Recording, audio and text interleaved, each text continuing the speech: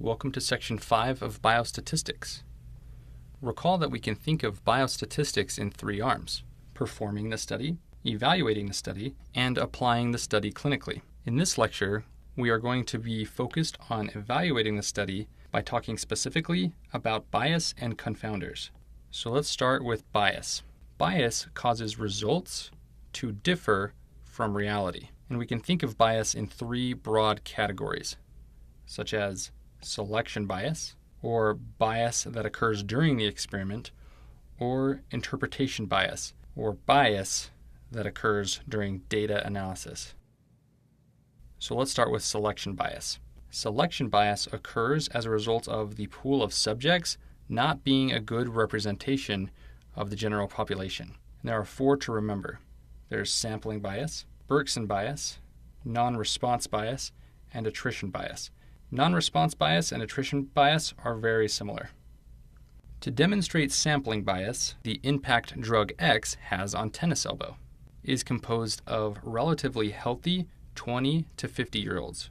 However, the patients who end up enrolling in the trial, in other words, our sample population, end up being over 70 years old. So after the trial ends, we learn a lot about drug X and its impact on tennis elbow. However, we are left wondering if our results from the sample population will be clinically applicable to our target population, and the results may not be applicable. Thus, we may be dealing with a sampling bias. Now for Berkson bias. Berkson bias is best thought of in terms of case control studies. As we discussed in Section 2, once you find your cases of disease, you need to find your matching controls. And the controls need to match in every way except for disease status. Now let's say we are studying gallstones and acute pancreatitis. And let's also say that we found our cases from a hospital. And then we found our control group from the community. And in the control group, we actually matched for important things such as age, gender, ethnicity, gallstone history, and alcohol use. So these groups, the cases and controls, should theoretically match.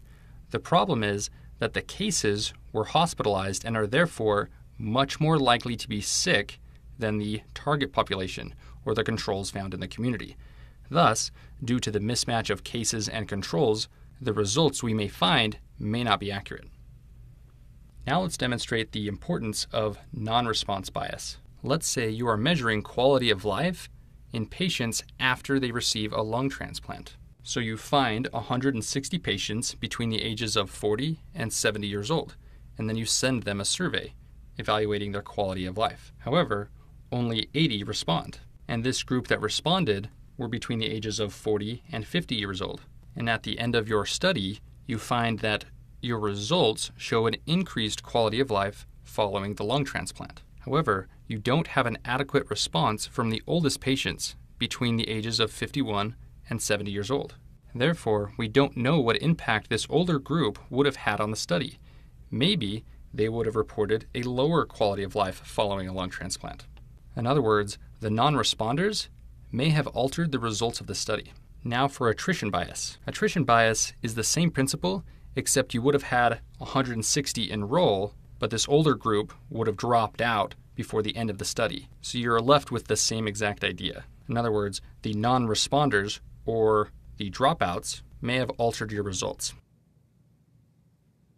Now let's talk about bias that can occur during the experiment. This type of bias occurs as a result of faulty data gathering during the experiment, which of course, like all biases do, cause the result to differ from reality. And there are three basic causes you should be thinking of: researcher causes, measurement bias, and I'll explain this further, and then there are participant causes or participant bias. So let's delve deeper into researcher causes. When talking about researcher causes, we can think of observer expectancy bias or procedure bias. In observer expectancy bias, we find that the investigator's prior knowledge influences the data input. You can actually reduce this type of bias with blinding. In procedure bias, we find that the participants are treated differently, and this is because of the knowledge of the investigators as well. Therefore, you can reduce the impact of procedure bias or the likelihood of having a procedure bias with blinding. So these two can actually be confused on a test. and you can distinguish them based on data input versus treatment. And we'll draw that out to make it perfectly clear. Let's first talk about observer expectancy bias. Now let's say an experiment is conducted in multiple facilities. We have Hospital A and Hospital B, and the experimenters are trying to determine the incidence of cholelithiasis, or gallstones, in patients presenting with right upper quadrant pain. Doctors in Hospital A know which of their patients have had cholelithiasis in the past, whereas doctors in Hospital B are totally unaware of the cholelithiasis history of their patients. Now for the findings between the hospitals. Both had right upper quadrant pain patients present to their hospitals, and clinicians in Hospital A diagnosed 50% of their patients with cholelithiasis. The other 50% were idiopathic. Now compare this to Hospital B.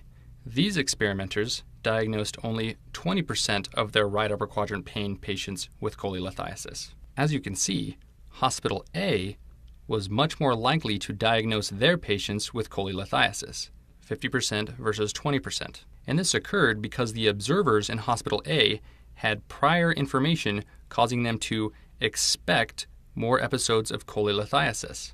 And this expectation distorted their data. So this is observer expectancy bias. Now for procedure bias. Let's use neonatal abstinence syndrome as our example, or NAS. Without going into too much detail about the pathology of NAS, just know that it occurs due to fetal exposure to opioids in utero, which makes the neonate more irritable. And to test a new treatment for NAS, a group of neonates with this syndrome are randomly assigned to the placebo or to the treatment group. The problem is that the clinicians or experimenters are aware of which patients are in the treatment group and which ones are in the placebo group. And as a result of this knowledge, they start treating the treatment group differently than they do the placebo group. And obviously, this is referring to being treated in ways other than being in the treatment group and receiving treatment. And in the treatment group, they found that clinicians were actually keeping the patients in the NICU longer, and they followed them up more closely. And when the research is done, they see different outcomes between the treatment group and the placebo group. The problem is that one group was treated differently, and so we actually don't know if the different results between the two groups was a result of the treatment or being treated differently by the doctors. So this is a procedure bias.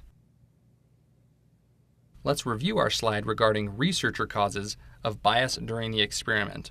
Observer expectancy bias alters data input, whereas procedure bias alters the actual treatment of the subjects. Thus, you distinguish them based on what in the experiment went wrong, data input or treatment. Next, let's talk about measurement bias.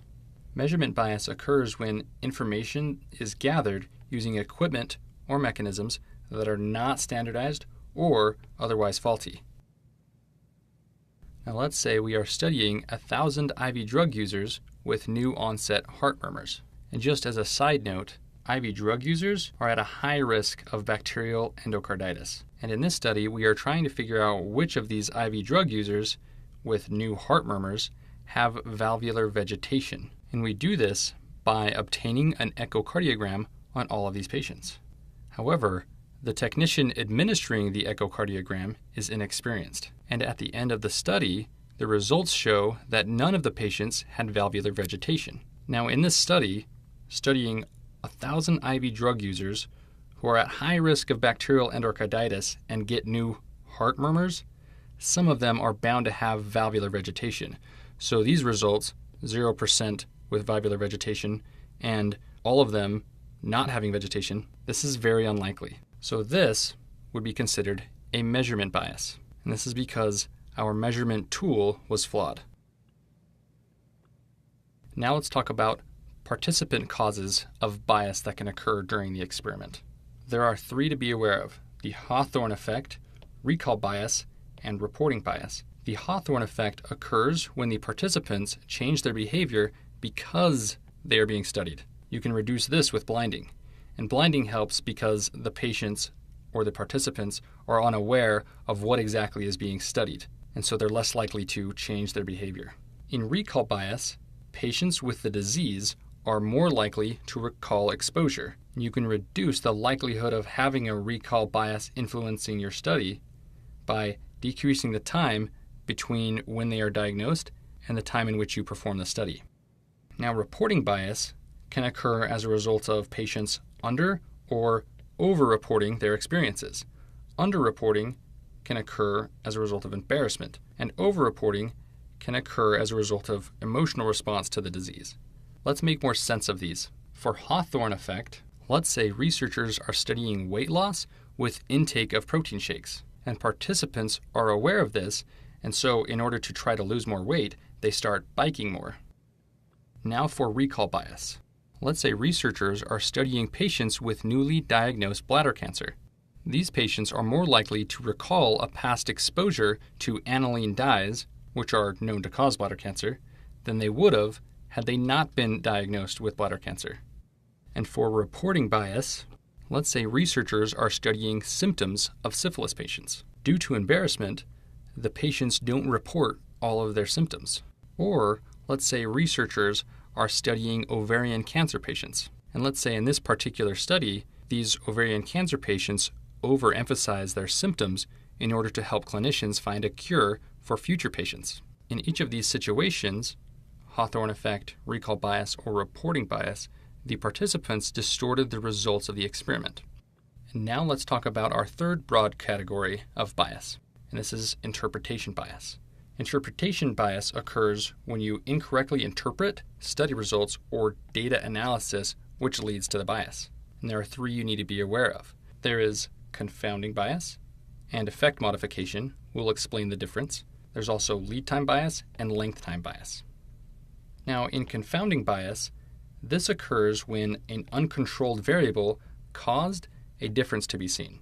And we can reduce this type of bias when you match your patients. And recall that matching just means that you are finding a control group with similar characteristics as your test group or case group.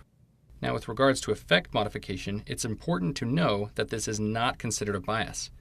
However, it's similar to confounding bias in that an uncontrolled variable alters the impact of a risk factor. However, effect modification only alters the impact of the risk factor or uncontrolled variable. It doesn't cause a difference to be seen when there wouldn't have otherwise been one. It just alters how impactful it is. And we'll make sense of this in a moment. The way that you distinguish confounding bias and effect modification is through stratifying. So if after you stratify, the relationship or difference persists, this is effect modification. Conversely, if after stratifying the relationship disappears, this is confounding bias. So let's explain this. Let's say a study seeks to determine the effect biking to work each day has on the risk of lung cancer. The researchers found that not biking to work was associated with increased incidence of lung cancer. However, one of the researchers found that smoking status was not factored into the study. She wondered if those who did not bike were more likely to be smokers, and it was actually smoking status that increased the risk of lung cancer, as opposed to their biking status impacting their risk of lung cancer. To fix this potential error, the researcher looked back through all of the patient's hospital charts to identify their smoking status. Once she had this information, she then stratified the no biking group into those that smoked and those that did not smoke. So now she had two groups, those non-bikers who smoked and those non-bikers who did not smoke. And after this stratification, she found that the group of non-smoking non-bikers did not have an increased risk of lung cancer, while those who did smoke had an increased risk of lung cancer. So in this situation, tobacco use was considered a confounding variable.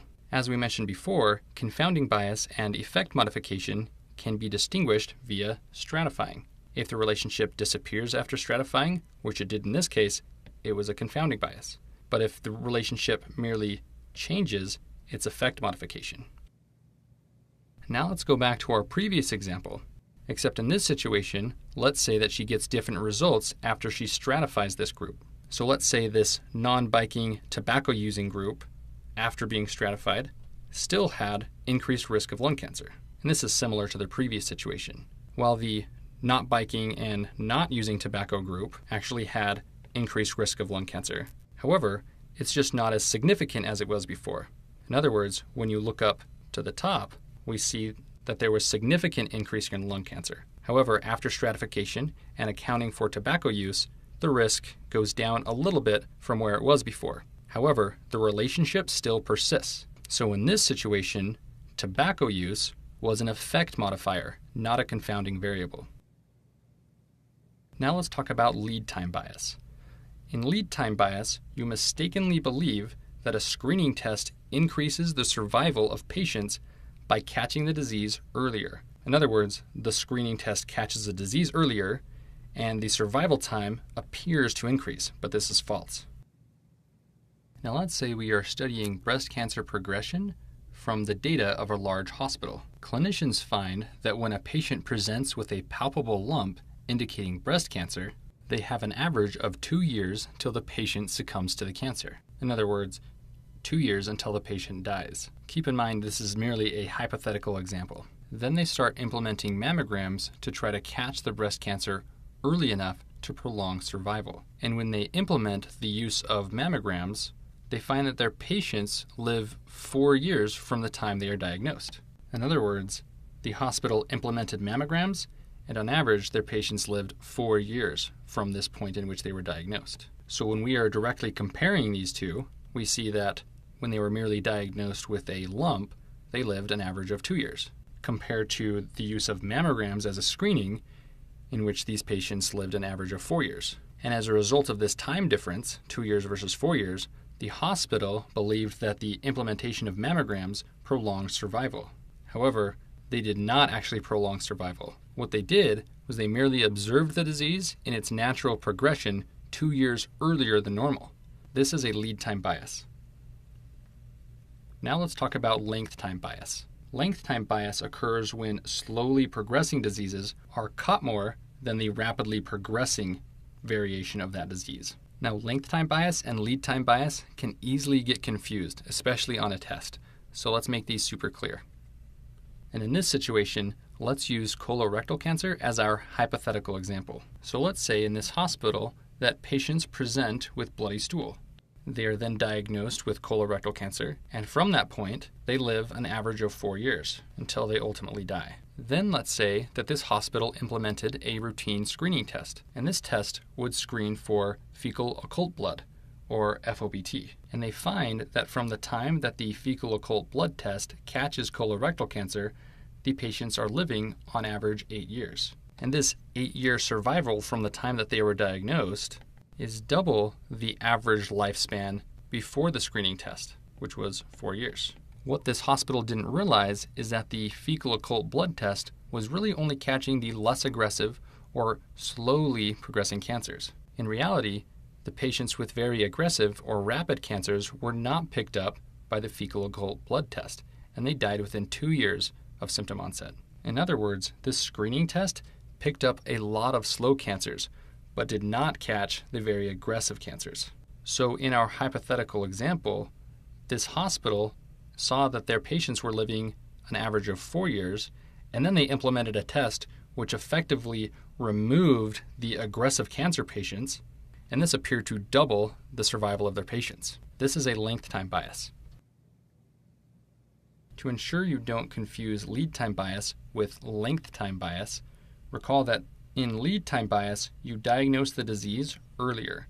However, in length time bias, you diagnose benign diseases and fewer of the aggressive variant of the disease. However, they're similar in that both mistakenly assume increased survival.